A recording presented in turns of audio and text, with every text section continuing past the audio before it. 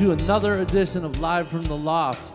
We got a special guest today, Michael Patterson, and he's gonna jam with us for a little bit. So here we go.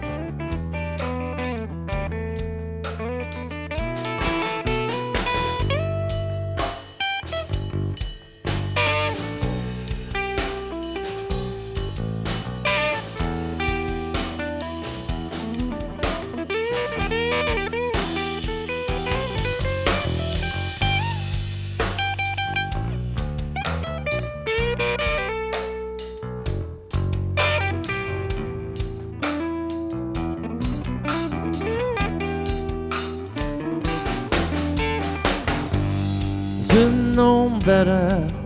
Think your heart's in the right place. You can only try and run your own race. Should've known better. Said actions are louder than words. Look around now, it's just a turn of the world.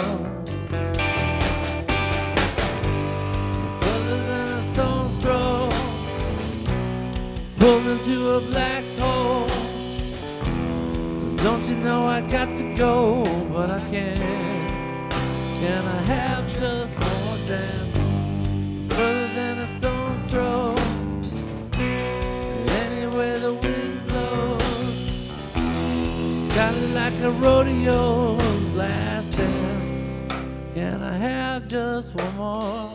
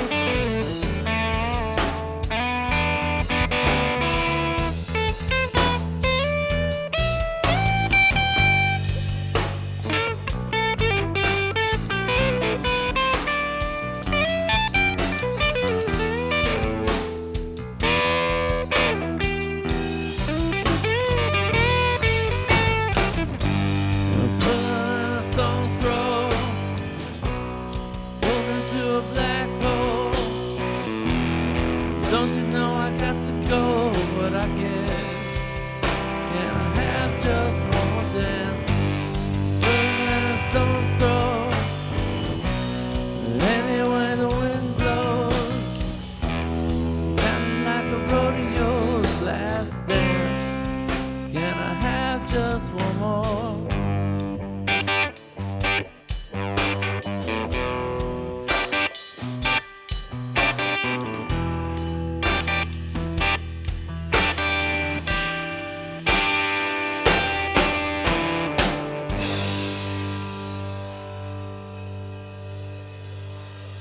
Cool. We're gonna have an interview with Michael coming up next. Oh, so stick around.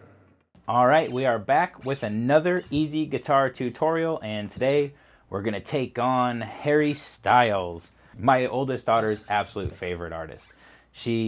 I think actually he's her favorite person, not just favorite artist.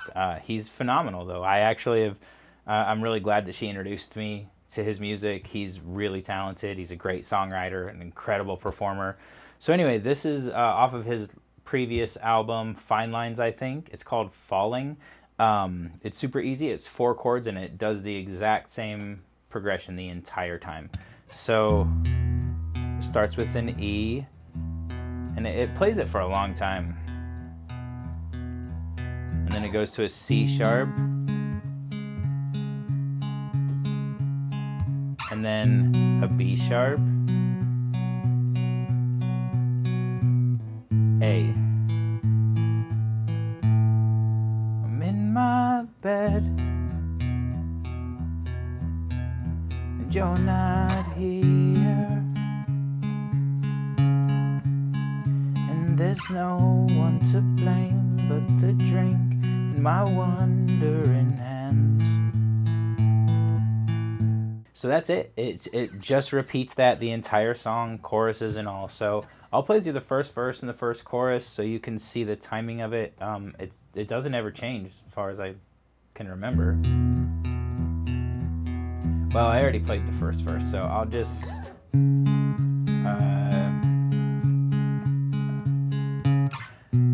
to blame, but the drink in my wandering hands. See? Forget what I said, E. It's not what I meant, C sharp. And I can't, B sharp. Take it back, I can't unpack the baggage you left, A. And then it goes back to E. What am I now? What am I now? And then same thing.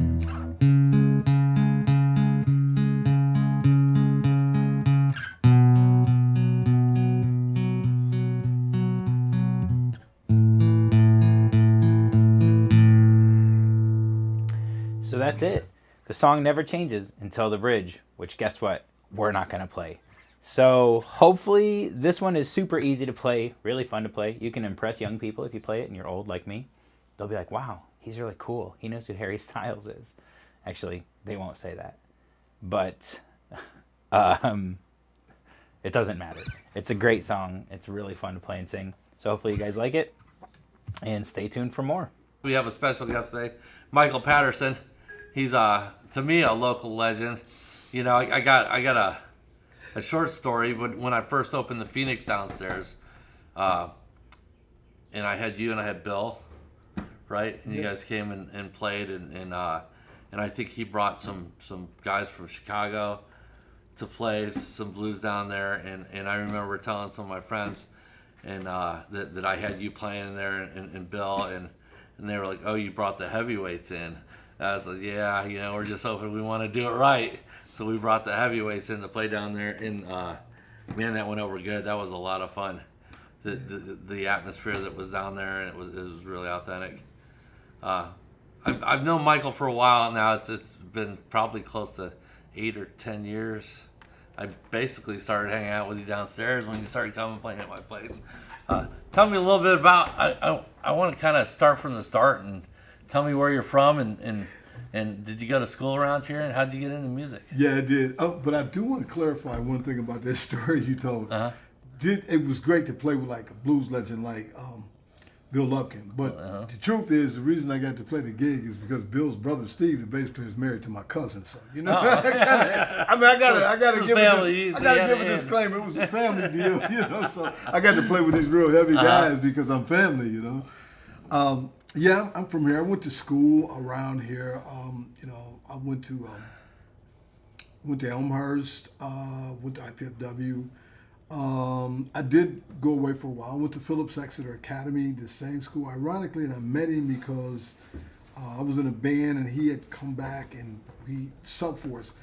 Ben Montinch, believe it or not, from Tom Petty's band. He had gone to that school and he just happened to be there. And I was in a band called the Old Naturels. I was a saxophone player because that was my first instrument after learning on song flute, recorder when I was a kid. I bet a lot of people around town don't know that you started on sax. I started on sax because my dad played sax. Okay. So, I started on sax, and so I was in this band. We used to do little steps. You know, we played Temptations. And we had this dude named Corey. He was the other saxophone player. So we did that, and one time our guitar player wasn't there, and Ben Montinch happened to be there, and he says, I sat in. He sat in. You know, nice. Pretty cool. Yeah, that is cool. Huh. Robert's teching for him right now, actually. Is he really? Yeah. With Stephen Hicks. Okay, yeah, so. Cool. Yeah, I know he's on the road for at least another month. Mm-hmm. Yeah. So take us from sax. So how old were you when you started playing? Oh, gosh, man. I don't know. I don't even know if I can. I think I was in middle school when I first started to play. Yeah. 13, 14, something like that, I guess. And so I started doing that. And ironically, when I went to prep school, you know, I had a roommate from Florida, Mark Rosenblum, and it was like I grew up on James Brown, Aretha Franklin, and all that, and it was funny because I met this guy named Eddie, used to live in my neighborhood, and he had come from New York, and he was like trying to turn me on to some guy named Hendrix, and I was like, what? He said, yeah, man, you got to hear Purple Haze, you got to hear Purple Haze. I was like, what is this dude talking about? So, it just didn't click back then when we were running around kids and stuff, then. And so I go away to prep school, and it's like my roommate is like playing all this stuff like Super Session, things like that, and he turns on this Hendrix record, and by then it was later in Hendrix's career, so it was like Electric Ladyland, and I heard Still Raining, Still Dreaming, and the sound of the guitar freaked me out. I said, man, what is that? And he said, oh, it's a wah-wah pedal, and I had no idea because I wasn't around that kind of stuff. And I decided, oh man, I want to play one of those, guitar. So when I came home years later, I told my dad I enjoyed playing, but I said, I want to play guitar. So he took me down to Guy Zimmerman's, and I remember the first guitar I had was a Gibson Firebird. Oh, yeah. Yeah, that's a good guitar. Yeah. Which unfortunately got stolen years later. I wish I had that guitar. Oh, man. I love that guitar. Yeah. Guys, I think a lot of people probably got their first guitar at Guy Zimmerman's. Yeah. He was around for a long time. Yeah, Guy's still playing, man. Guy's like 91, 92 and still playing 6-7 times a month, man. Oh, wow. I get a chance to play with him every now and then, but he makes me play mandolin. Oh, yeah? Yeah, some rhythm guitar, but the guy made me start playing mandolin because he's a monster mandolin player. Oh, yeah? Huh, that's neat. The mandolin brings so much. We were lucky last night to have some friends over jamming, and one brought a mandolin, and it just changed the whole atmosphere. It was awesome. So your dad's a big influence on getting you into the music? Yeah, big time. My musical taste, a lot of it, especially my love of jazz, comes from my dad. He turned me on to Charlie Parker. So, I started playing saxophone. That's one reason I decided to quit playing saxophone, because my father turned me on to Bird, and I heard Bird, and I was like, ooh, man. And there's that old story about people heard Bird when he came back from New York, and the dude throwing his horn in the river after he heard Bird. I kind of felt like, ooh, man, that's the way it's, I'm going to leave that alone, because, I love Bird, and then from Bird, got there, it's a real long story, but I got turned on to Coltrane. My dad turned me on to other people like Rahsaan Roland Kirk. The first guy I heard play jazz on bagpipes, my father turned me on to Rufus Harley. He turned me on to jazz cello with Oscar Pettiford, who was a bass player too, but he played jazz cello. My dad turned me on a lot of stuff. He turned me on to reggae music because, when I moved out, he used to come visit me, and what we would do, we sit around and listen to music, so he'd come over and I'd play stuff for him, and he'd tell me about some stuff. So one day he came over to my, where I was living, and we sat around, we listened to some music. So my dad says to me, he says, son, you ever heard reggae music? I said, no, Pops. He said, get you some Bob Marley, son. Like that. I said, cool. So I went out and bought Natty Dread. It was the first Bob Marley album. Yeah. And I was like, wow. And the message turned me on because my family was fairly socially conscious, very socially conscious. My aunt was like the director of the Eastern Region of the Urban League at one point. My dad, my grandfather, and my aunt to some extent were all Garveyites. So, second reggae album I bought was Burning Spear, Marcus Garvey, because I related to that because my family had taught me about those things. So reggae really resonated with me for that reason. I think that's why it resonated with my dad.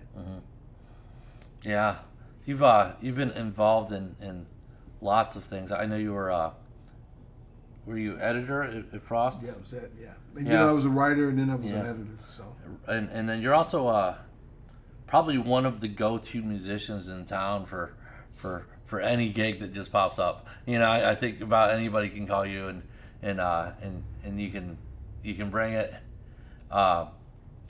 You play upright bass. You're a lot of people might not know how good of a guitar player you are because you play so much bass around town. How what came first, the bass or the guitar? Guitar came first, and I started working when Craig Harding had Ajax Studios. I would go over there and work with him, and everybody would come in, because I wanted to know about recording. And everybody would come in the studio, and they have like acoustic guitars and stuff, and they record songs. So afterwards, Craig would go, "Hey man, put some bass on it." I was like, "I don't know how to play bass." He's like, "Here man, put some bass on it." So I started doing that, and a guy came to visit here, a musician named David Johnson, this incredible jazz man. It turned out I knew his sister, Agnes Hopkins, and David came over to come over to my apartment, which was over in West Central, and he was a bass player and a great guitar player. Matter of fact, he played bass for Roy Ayers. I got some Roy Ayers albums with David on them, and so I told him, I was like, yeah, people switch me around the bass, and so he showed me a little bit. Cliff Webb actually taught me a lot on bass initially, and everybody knows Cliff is this great, amazing guitarist, but Cliff's a great bass player. Yeah, I did not know that. So he taught me some fundamentals of jazz, and so did David. And David said, "Hey man, if you want to work more on bass," he said, "learn how to play upright." And he said, "So find somebody in the symphony and study." So I called around and I found Kevin Pikarski, who ended up being my teacher, and so that's how I started studying upright bass. Oh, really? That's a great story. I'm glad you told me that, because I was always wondering how you got into upright. I think that's one of the first experiences of meeting you, was you were playing upright bass. Your guitar players, no. I mean, you're one of my favorite guitar players. Thank you, man. I try. I enjoy so much playing with you whenever I get a chance. I know we got to play at Club Soda a couple times. Who are some of your biggest influences on guitar? Oh gosh, obviously Hendrix, Sonny Chirac. Who's up? You consider jazz guitarist, a little bit avant-garde. And also like people like George Benson and Kenny Burrell, Wes Montgomery. Loved Wes Montgomery growing up. I don't know. It's so many people I like. Tony Iommi. Believe it or not. Because I'm a huge Black Sabbath fan. I expected something like that to come out, because I don't know. There's been many nights where that you showed up over here and we're jamming, and the next thing you know, it's 2:00 in the morning, and he's gone through just a ton, just you name it, every song you can think of, he starts playing, and we just keep on going. Jerry Cantrell, yeah. I don't know, it's like everything I hear, I just really, get into different stuff. Marty Stewart, I love Marty Stewart's playing. So, through the years I've seen you play and sit in, especially on bass. Do you read music?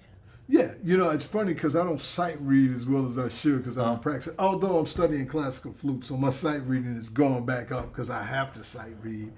My teacher, Patricia Reeves, I walk in the door and the first thing she goes, here we go, and she puts us on the stand. And not only do I have to sight read it, she brings out these duets. So I'm like, oh gosh, not only do I have to sight read this, now I got to sight read it next to my teacher. So were you self-taught on that? I mean, for the most part, or did you? I learned it on saxophone, because I learned saxophone in middle school with Don Parlett. So I did know how to read. It's just that sometimes, even playing jazz, a lot of what I get is the bass player is a chart.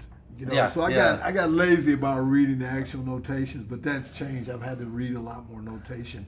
Then I studied guitar for a while. Just recent years, I started studying with Ken Yaley, and so Ken is like, put this in front of me. Ken's fantastic. And he's an amazing musician. And like you said, you do it every day, it gets better. So I read better on flute these days because I read every day, and so I'm starting to read more on other instruments, bass and stuff like that, and so it comes back. So yeah, I do read. Boy, I remember the first time I met Ken. It was in the basement of J.J. Fabini's house when we were young. We were really young as a party, and we were all playing guitar, and then Ken grabbed his guitar and started playing, and I just put my guitar down. I was like, oh my God. I was like, this, you can get that good? And that was like 20 years ago. Was that when he was lead guitar for Angel X? Yes, yeah. Man, he's like one of the best shredders I've ever heard. And one of the best classical guitarists I've ever heard. He came down and played like, what did he play? The Doobie Brothers song, if I remember, it was Black Water. but he just played it so crisp and clean. And we were young. I mean, I didn't know how to play very well at all. I mean, and we were playing 3-chord, Seattle, Nirvana stuff back then, and here he comes in and just obviously well studied and phenomenal player. But I'll never forget that. I mean, I still remember the song he played. It was that cool. So Elmhurst played in jazz band at Elmhurst? Or? No, actually I didn't. I did not play in bands in high school other than outside. Like I said, when I was at Exeter, I played in the Old Naturals. I was a sax player. After Elmhurst, I started a band. Me and Kevin Jackson and I started a band. Oh yeah.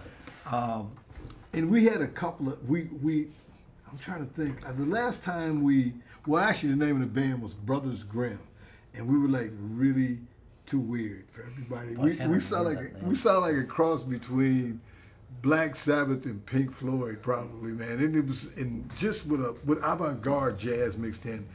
And I remember we had a guy named Jerry Almler who was our singer, and Tony Oxley. And there's a famous drummer by the name, but this guy was a bass player. I think he's like from Bluffton or Decatur. And so we did this gig at this festival there, and there was a band, kind of a boogie band, Rudy Two, Phil Kitchen. I think that was the guy's name. So we played this festival. And we decided we were these great rock musicians. We were like so full of ourselves. We were crazy, So we write this thing we call this rock opera. Okay, it's supposed to be about this apocalyptic war. And it's got like really weird songs on it, like a song. When I remember one, and Kevin Jackson can tell you about. We wrote this song called "Skulls on Our Faces," and it's just like us playing this like lick, dun, dun, dun, dun, dun, dun, and the singer just going, "Skulls on our faces." So we wrote this, man. We write these like really weird tunes. And the last one, I know this is a podcast, so we don't have to. I guess we don't have to worry too much about censors. But so. Our lead singer decided that we were going to finish the rock opera with this boogie tune that was just so different from everything else, and it was called Dick Nixon before he dicks you. Okay, so we're out in this park, man. We're out in there. Kevin can tell you this, man. We're out in this park, and we play this whole set of this really weird stuff, man. And I had a really strange guitar setup that a friend built for me where part of it was running through a mini Moogs filters and stuff. Yeah. And so, I had all this really strange stuff going on. So we get done playing, and we're in this park, and it's full of people. And nobody claps. Nobody moves. No one says a word. They just look at us, man. And Phil Kitchen walks up to us from the band is going to play after us, and he goes, "You guys either geniuses or nuts." And I think the band kind of disintegrated after that because it just got really weird. That's funny. Yeah. A guy, to tell you how strange our music was, and it wasn't just us. And these are weird stories. And like I said, Kevin can confirm these stories. We had a guy, we won't call his name, but ended up joining a religious cult because he made the mistake of coming over to see us rehearse while he was on acid. And it freaked him out, that band. He just disappeared, and Kevin told me, "Oh yeah, man, he joined this cult." I was like, "What?" He said, "Yeah, man." He said that we had so much evil in our music, and it was like the stuff we were writing. It was like real tongue in cheek. We just had a really twisted sense of humor, and we kind of making fun of this stuff. But yeah, it scared this dude, man. So it's pretty strange. It's strange stuff. So. I have a history of those type of things. Oh, that's great. Power of music, man. Drive you crazy. But that was the first real band I was probably in. Well, now I take that back. I had another one and was trying to play in the soul band. When I first started, I was trying to play as James Brown. We had a band called M.G. Levette and the Soul Impressions. And our lead singer was great showman. He did this stuff like James Brown. But we weren't very good players because we went and bought our bass player a bass. He had never played bass, so the drummer wasn't bad. And I was just fumbling on guitar. And I remember we played, St. Mary's used to have these soul concerts over there. And there was a great band I used to love named society, you know, and I love them guys. And we went over there and played, man. The stuff we played was so raggedy. This one dude just stood up in the middle and says, man, take that shit back to Westfield. Matter of fact, it's an old friend of mine, Terry Jackson. Terry and I got to be great friends, but I'm sorry, we were horrible, Oh, that's man. hilarious, yeah. The only thing that we had going for us is our lead singer could dance like James Brown. But Oh, the yeah. rest of it, man, the music was a train wreck. The singing was a train wreck, man. So those are the first two bands I was in, you know. I learned a lot from them. I learned a lot of what not to do. But that was a good experience.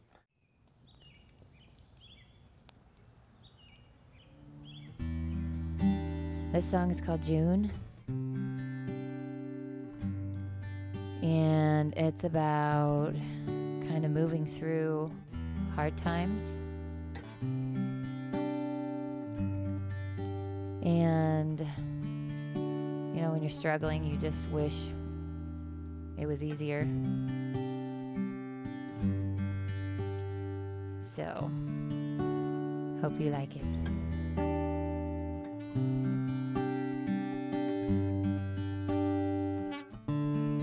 Moving through the motions, autopilot got me coasting. I can do it with my eyes closed, but what happens when they open? Looking from side to side, without knowing what to say this time, so I don't mess it up. Don't mess it up. Mess it up. Don't mess it up. How do you know if you got it right? How does your mind rest easy at night? How do you not spend your time panicking inside?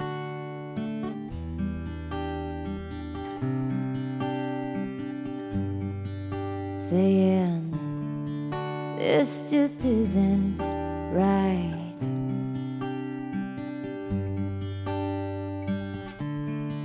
This just doesn't feel like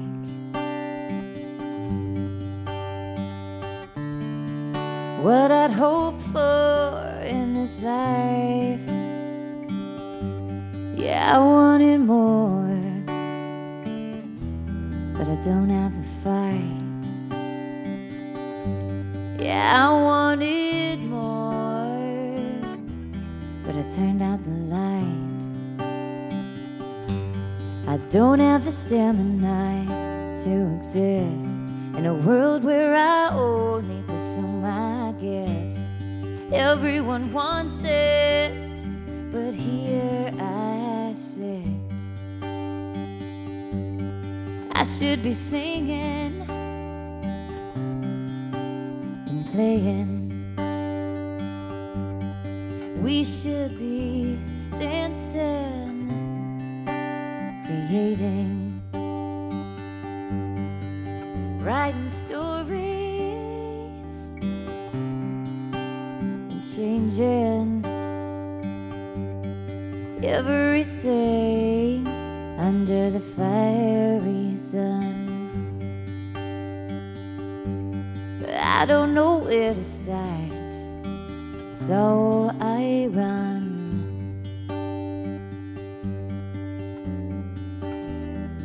Moving through the motions, I'll be fine this time, I know it. I can hear the wind blowing, and I can feel my mind slowing. And I might not rest easy tonight, and I might not have all the answers right, but I know